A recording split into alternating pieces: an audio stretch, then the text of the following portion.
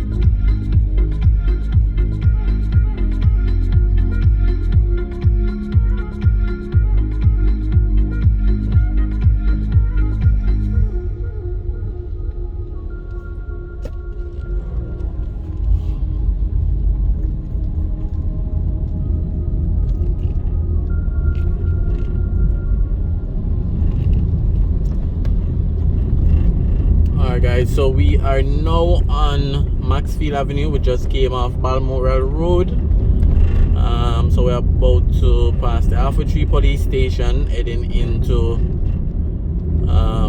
Half-Way-Tree town center.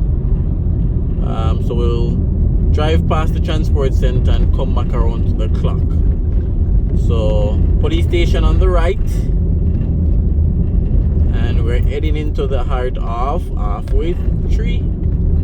So again, stay tuned, enjoy the night drive, leave a comment.